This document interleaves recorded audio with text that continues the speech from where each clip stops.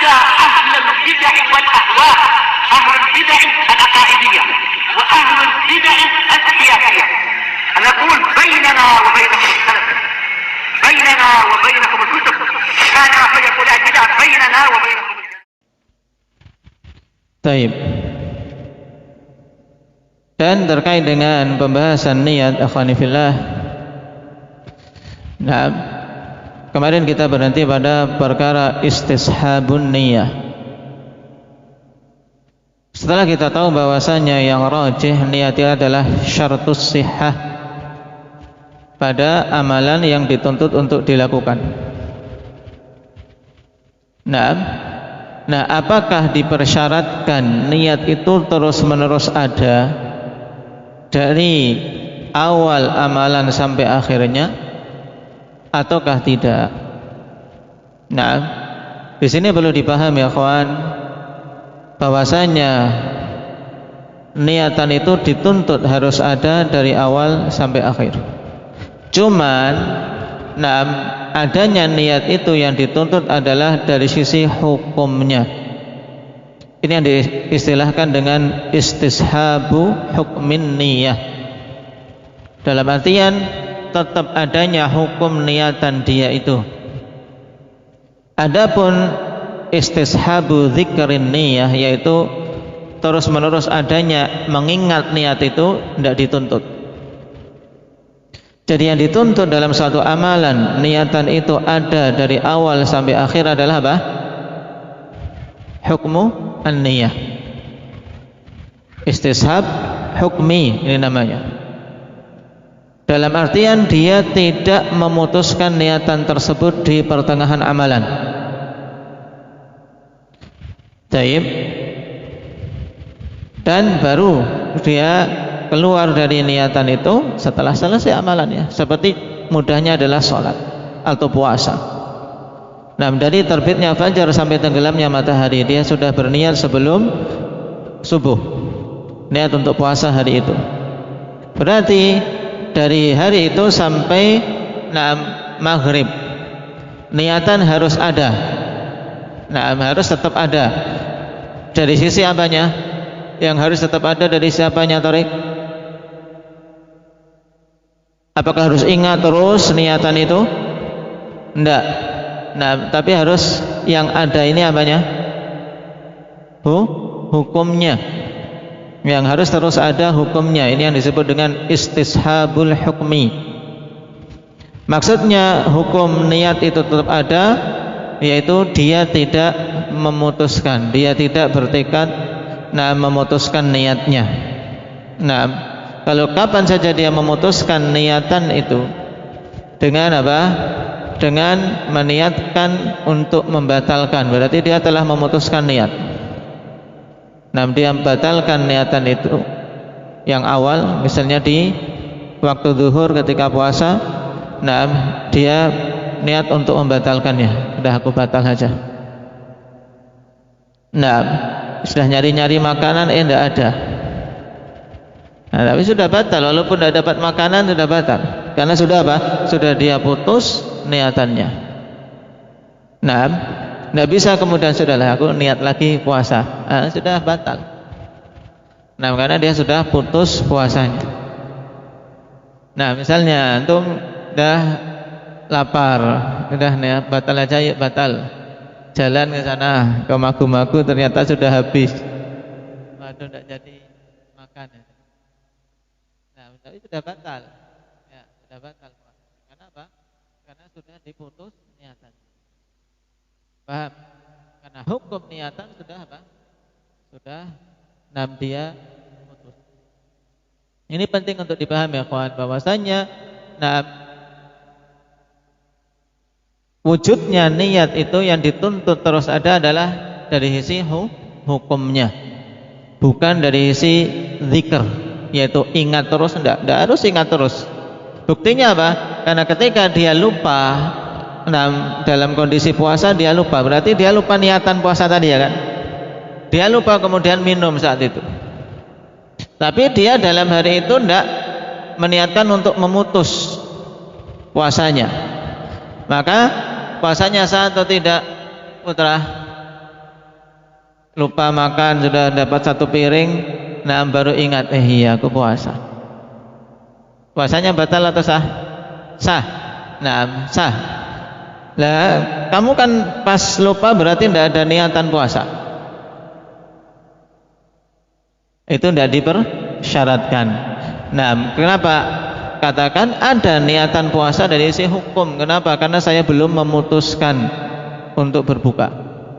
Tapi ini dilakukan karena lupa. Dan terus menerus mengingat niatan itu tidak dipersyaratkan. Paham? Paham sampai di sini? Ukasha. Baik. Nah, ini penting untuk dipahami. Sekarang kita lanjutkan akhwan berkaitan dengan kaidah turunan dari kaidah kubra ini. Perlu diketahui Imam As-Sa'di rahimahullahu taala menyebutkan 2 kaidah turunan atau cabang dari kaidah kubra al-umur bimaqasidiha. Cuman beliau sebutkan tidak dalam tempat yang terkumpul. Karena memang Imam As-Sa'di rahimahullahu taala sebagaimana kita ketahui dalam manzumah ini tidak mengurutkan. Dan juga kalau seorang belajar ilmu tentang arud akan diketahui ada beberapa bait yang diistilahkan bait maksur, yaitu bait syair yang maksur, yaitu tidak sesuai dengan rumus taf'ilah dalam ilmu arud, termasuk yang akan kita baca pada pertemuan sore hari ini. Dan beliau telah menulis dalam hasyiah yang masih berupa makhtutat, taib, bahwasanya beliau minta uzur, qad 'allaqnaha fi awwali bidayatina bitasnif. Memang ini termasuk kitab yang awal-awal beliau karang, kawan. Taib, abiyatuha fiha khalalun katsirun rubbama natamakkanu min islahiha. Bait-baitnya itu ada ketidakpasan banyak. Dan semoga Allah Subhanahu wa taala berikan kesempatan untuk bisa memperbaikinya, kata beliau. Dan yang tersisa tinggal sedikit, kemungkinan beliau telah memperbaikinya dari waktu ke waktu. Taib. Ini juga ikhwan yang menunjukkan barokah, subhanallah. Sesuatu ketika dikarang memang bukan hanya sekedar ingin tampil, bukan sekedar ingin terkenal. Allah Subhanahu wa taala yang menjaga, walaupun ada kekeliruan tetap hati manusia itu condong untuk mempelajarinya. Ini kitab yang beliau karang di awal-awal. Dzalika fadlullah yu'tihi may yasha. Maka perbagus niatan, luruskan niatan akhwani fillah, dan setelah itu Allah Subhanahu wa taala yang akan menjaganya. Karena tidak ada satu amalan pun yang akan disia-siakan oleh Allah Subhanahu wa taala. Termasuk dalam bidang tasnif, mengarang ataupun mengajarkan ataupun dakwah dan seterusnya. Taib. Nah, kita ambil kaidah yang ke-44, akhwan. Antum buka di kaidah atau di bait apa? Bukan kaidah, di bait yang ke-44. Kalau di naskah kalian halaman 55. Dibuka. Diberi judul di sini At-Tadakhulu fil A'mal. At-Tadakhul fil A'mal. Atau juga dikenal dengan Qaidatut Tadakhul. Qaidah Tadakhul. Kita baca dulu bait yang dibawakan oleh beliau rahimahullah. Wa in tasawal amalan ijtama'a wa fu'ila haduhuma fastami'a. Di sini membacanya agar tidak pecah baitnya, ikhwan.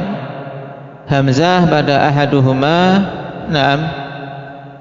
tidak dibaca. Jadi wa fu'ila haduhuma fastami'a. Wa in tasawal amalan ijtama'a wa fu'ila haduhuma fastami'a. Kalau antum baca wa fu'ila ahaduhuma, nah tidak pas. Taib. Dan termasuk ini bait yang padanya khalal, dan tadi perbaikan dari sebagian para thalabatul ilm terkait bait ini untuk mengubah paling minimnya ya dengan dibaca tadi hamzahnya tidak diucapkan. Taib wa fu'ila haduhuma fastami'a. Taib. Makna dari bait dulu akhwan. Perhatikan kata beliau wa in tasawa, in syartiyah. Nah, al-amalani ijtama'a, apabila dua amalan yang sama dari sisi jenis, tasawa ay fil jins. Nah, apabila dua amalan dari jenis sisi jenis sama dalam keadaan keduanya ijtama'a, bergabung dalam satu waktu. Wa fu'ila ahaduhuma, dan dilakukan salah satu dari keduanya, dalam artian dua amalan yang sejenis dalam satu waktu, cukup dilakukan salah satu dari keduanya. Fastami'a ini zahirnya akhwan asalnya dari fastami'an, dari nun taukid khafifah, kemudian ketika waqaf boleh untuk apa? Nun taukid diubah menjadi alif, fastami'a. Maka dengarkanlah baik-baik. Kalau kita perhatikan jawaban untuk in syartiyah belum jelas, ya tidak? Karena apa? Beliau ungkapkan kaidah ini dalam bentuk ungkapan syarat. Jika dua amalan yang sejenis dalam keadaan bergabung dalam satu waktu, kemudian dilakukan salah satu dari keduanya dengan niatan untuk kedua amalan sekaligus, maka dia mendapatkan pahala dari dua amalan yang dia niatkan. Ini maksud dari bait akhwan, maksud dari kaidah. Taib. Dan kaidah ini disebut dengan qaidatut tadakhul. Sebagian mengungkapkan dengan at-tadakhulu fin niyat atau at-tadakhulu fil ibadat, dan sebagian yang lain mengungkapkan dengan ungkapan yang lebih luas ikhwan, yaitu at-tasyriku fin niyah. At-tasyrik fin niyah yaitu penggabungan di dalam niatan, kaidah penggabungan dalam niatan, demikian diungkapkan. Makanya kalau kita perhatikan Imam As-Sa'di pun tidak memberikan secara tegas jawaban dari syarat yang beliau sebutkan dalam bait. Kenapa? Karena memang ada perincian dalam masalah ini, yaitu maksudnya jika ada dua amalan bergabung kemudian dilakukan salah satu dari keduanya, bagaimana? Ini maksudnya, paham? Jadi pengungkapan kaidah dalam bentuk syarat atau dalam bentuk pertanyaan yang belum ditentukan jawabannya. Kenapa? Karena padanya perincian. Dan kaidah ini akhwan termasuk kaidah yang sangat penting. Yang apabila seseorang bisa menempatkan kaidah itu dengan benar, maka dia akan mampu meraih keutamaan yang banyak dengan melakukan amalan yang yang ringkas.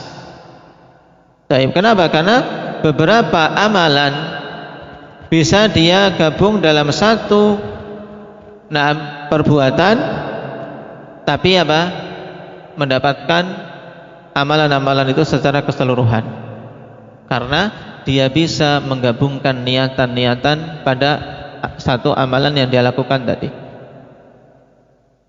Oleh karena itulah Ibnul Qayyim rahimahullah ta'ala khonifillah katakan tentang pentingnya memahami kaidah ini dengan baik. Kata beliau dalam Ad-Da' wa Dawa halaman 229, Babu tadakhulil ibadati fil ibadatil wahidah babun azizun syarif, la yadkhulu minhu illa sadiqut talab mutadalli'un minal ilmi.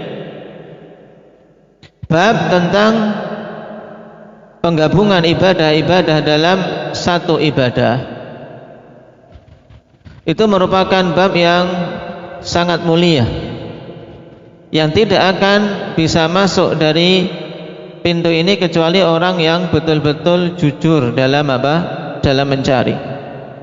Mutadalli'un minal ilmi, yang betul-betul dia apa? Dalam dari si ilmunya. Dia ingin betul-betul belajar, ingin betul-betul memahami. Aliyul himmah, memiliki himmah yang tinggi. Kenapa? Karena dia ingin amalan satu bisa mendapatkan banyak sisi pahala. Punya himmah tinggi. Naam.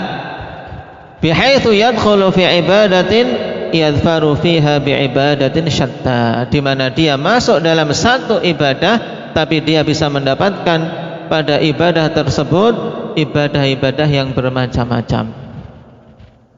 Naam, fadzalika fadlullah yu'tihi man yasha, dan yang demikian itu adalah keutamaan yang Allah Subhanahu wa taala berikan kepada siapa saja yang kita kehendaki. Hal ini menunjukkan arti pentingnya kaidah yang akan kita pelajari dan faedahnya. Faedahnya apa? Karena seorang akan bisa mendapatkan pahala yang banyak akhwan pada satu ibadah yang dia lakukan, dengan menggabungkan niatan-niatan pada ibadah tersebut. Tapi nanti akan ada syarat dan ada aturannya. Dan kaidah ini akhwanifillah juga merupakan wujud dari apa? Kepemurahan Allah Subhanahu wa taala. Naam, kepemurahan Allah Subhanahu wa taala, di mana Allah Subhanahu wa taala berikan kemurahan seorang hamba melakukan satu perbuatan, tapi ketika niatannya dia kumpulkan di situ niatan yang banyak, nah dia mendapatkan pahala yang banyak pula. Taib.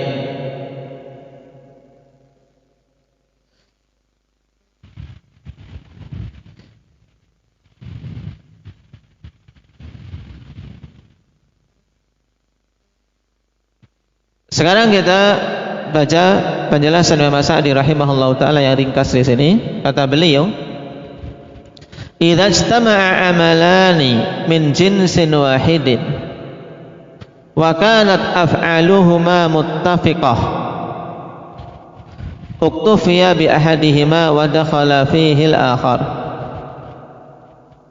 Apabila bergabung dua amalan dari satu jenis dan adalah perbuatan dari amalan itu, fiilnya ya, gerakannya, nah, fiil yang dilakukan pada amalan itu adalah muttafiqah, sama. Ini juga mungkin yang diinginkan oleh Syekh dengan ijtama'a, yaitu muttafiqah di situ, yaitu nah, jenisnya sama, juga gerakan-gerakannya sama. Dan juga bisa dimasukkan tadi ijtama'a, maksudnya bergabung dalam satu waktu. Karena apa? Dia nah, amalan yang banyak dia lakukan dalam satu waktu. Nah, seperti misalnya sholat. Nah, satu sholat tapi dia niatkan ya sholat setelah wudu, sholat ketika apa? Tahiyatul masjid, ketika masuk masjid, kemudian sholat rawatib misalnya. Dia gabung di situ. Nah, satu sholat tapi dia gabung tiga niat dalam satu waktu, tentunya sholatnya kan satu saja. Nah, maka kata beliau uktufiya bi ahadihima wa dakhala fihi al-akhar.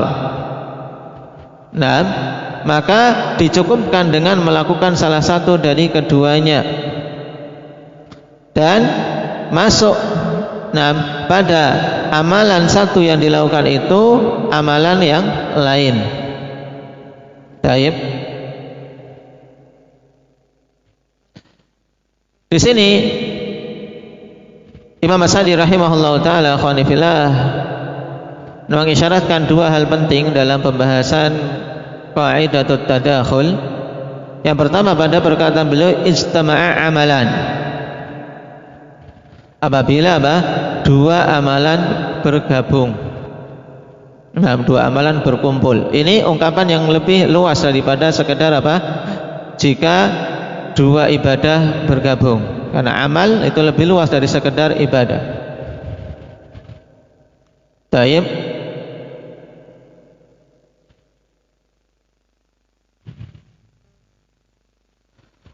Kemudian pada uktufiya bi ahadihima. Baik, bahwasanya cukup dengan melakukan salah satu dari keduanya akan mendapatkan dua amalan yang diinginkan tadi. Nah, untuk bisa tercapai ini ikhwan, ini tidak secara mutlak tapi di sana ada syarat-syaratnya. Nah, insyaallah taala akan kita sebutkan syarat-syarat tersebut. Tapi kita ambil dulu isyarat yang pertama dari beliau ikhwan, ijtama'a amalan. Apabila dua amalan bergabung. Nah, amalan yang bisa digabung itu yang bagaimana?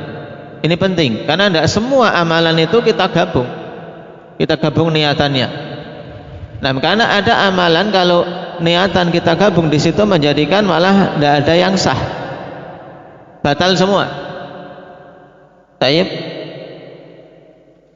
Nah, perlu diketahui,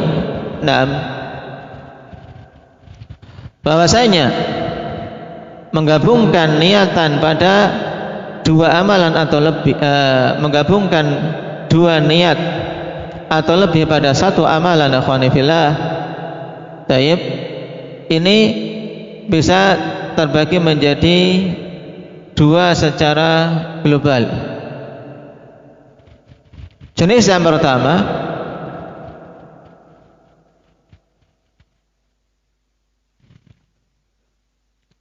menggabungkan bersama niatan ibadah perkara yang bukan ibadah. Taib. An yajtami'a ma'al ibadati ma laysa bi ibadatin. Itu berkumpul bersama dengan ibadah perkara yang bukan ibadah. Wa yusyarriqu bainahuma fi niyyah, dan dia menggabungkan antara kedua amalan tersebut dalam satu niatan. Dalam dalam niatannya. Paham ini penggambarannya? Bergabung antara antara ibadah dan yang tidak berupa ibadah, kemudian dia gabungkan dalam niatan dia ketika melakukan amalan itu. Maka untuk jenis yang pertama ini terbagi menjadi dua. Jenis pertama ini terbagi jadi dua. Pahami dulu akhwan. Yang pertama, hukumnya menjadikan penggabungan itu batal. Batal ibadahnya dengan sebab penggabungan itu. Tabtulu amaluhu bihadza tasyrik.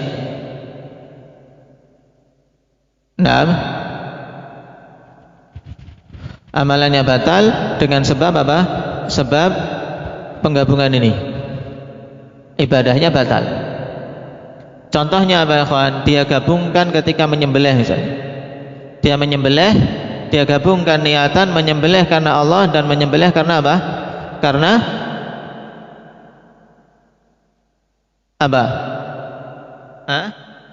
karena selain Allah misalnya, karena Nyai Rono Kidul misalnya, atau karena penunggu desa.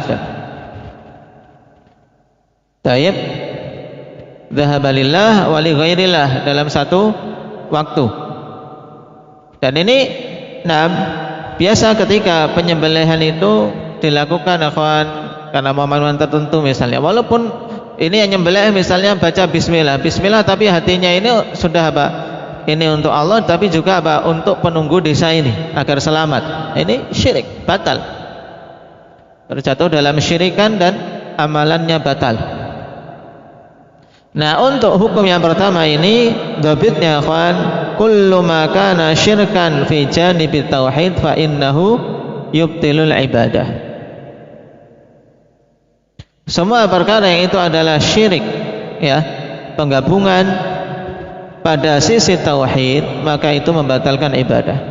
Penyekutuan, penyekutuan begitu. Semua perkara yang itu adalah bentuk syirik atau penyekutuan pada sisi tauhid, maka membatalkan ibadahnya.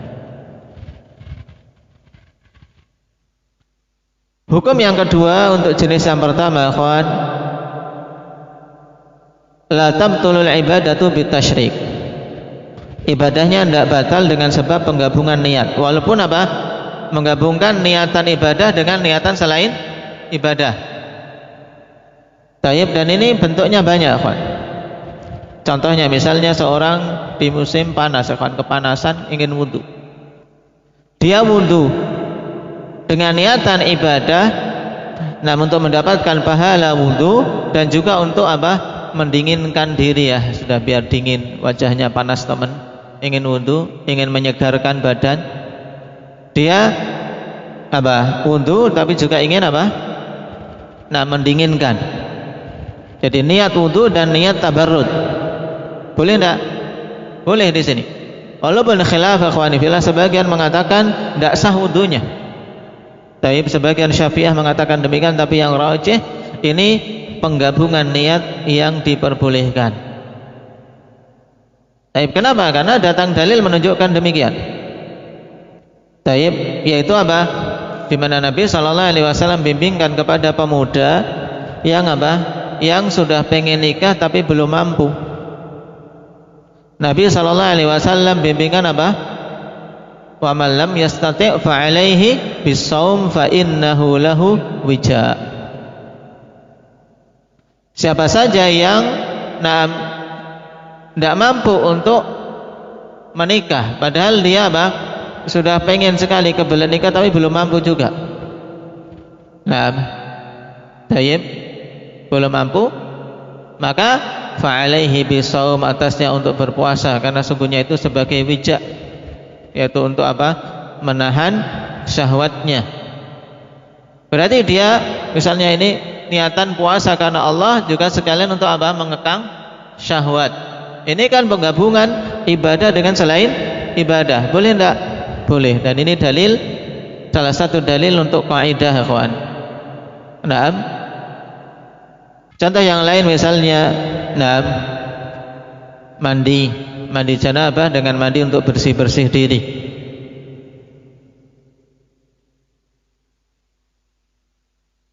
Maka ini juga apa? Boleh digabungkan. Dan juga yang disebutkan oleh para fuqaha, nah misalnya seorang punya utang, kawan.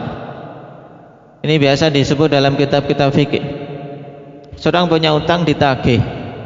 Nah, ini tagih gimana caranya biar orang ini tidak nagih dan bisa menghindar. Akhirnya dia apa? Dia masuk masjid sholat. Ya, masuk masjid sholat, pokoknya sholat sunnah di masjid dengan niatan untuk menghindar dari orang yang menagihnya. Baik, niatan sholat karena Allah ibadah, cuman sekalian untuk menghindar dari apa? Penagih hutang. Sah tidak sholatnya? Sah saja. Sholatnya sah, yang penting tadi sholatnya lillah. Nah, walaupun nilai pahalanya kalau dia nggak konsentrasi, nggak khusyuk, ya ini bukan pembahasan kita. Nah, taib.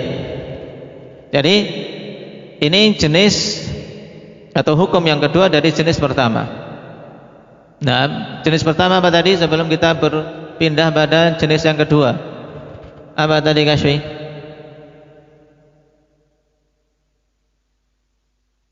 Ya, penggabungan apa? Penggabungan antara ibadah dengan selain ibadah. Nah, penggabungan niatan ibadah dengan niatan selain ibadah dalam satu amalan. Nah, maka hukumnya ada dua. Taib. Yang pertama, batal amalan itu dengan sebab penggabungan niat. ini dobitnya pada apa? Semua perkara yang di situ penyekutuan pada sisi tauhid. Penyekutuan pada sisi tauhid, maka batal ibadahnya. Baik. Seperti juga ikhwani fillah, itu nanti malah contoh yang paling mudah tadi, nyembelih untuk Allah dan selain Allah. Kemudian hukum yang kedua, penggabungan tersebut sah, diperbolehkan dengan contoh-contoh tadi. Jenis yang kedua, ikhwan, apabila penggabungan niatan itu antara ibadah dengan ibadah yang lain, maka untuk jenis yang kedua ini juga hukumnya, ikhwan, terbagi menjadi dua. Ada yang penggabungan sifatnya sah, sehingga satu amalan mendapatkan dua pahala sekaligus atau lebih sesuai dengan berapa niatan yang dia gabungkan. Dan pada kondisi yang lain tidak sah dan dia tidak mendapatkan dua ibadah yang dia niatkan sama sekali. Kenapa? Karena salah dalam menggabungkan. Pada jenis inilah, ikhwan, yang menjadi pembahasan kita, yang pada masing-masing kasus para ulama terkadang berselisih dalam menetapkan apakah ini boleh atau tidak boleh. Baik. Oleh karena itulah butuh kita membahas tentang syurutut tadakhul, syarat diperbolehkan menggabungkan niat setelah kita tahu amalan yang mana, amalan yang mana yang ketika kita meniatkan amalan-amalan tersebut boleh untuk digabungkan niatan. Berarti yang boleh digabungkan niatan tadi apa? Kalau itu niatan ibadah dengan selain ibadah, yang penting tidak pada penyekutuan berkaitan dengan sisi tauhid. Kemudian kalau itu antara ibadah yang satu dengan ibadah yang lain, itu kalau terpenuhi syarat-syarat yang akan kita bahas, yang insyaallah pembahasan syarat itu pada pertemuan yang akan datang. Baik, naktahi bihadza walhamdulillahi rabbil alamin.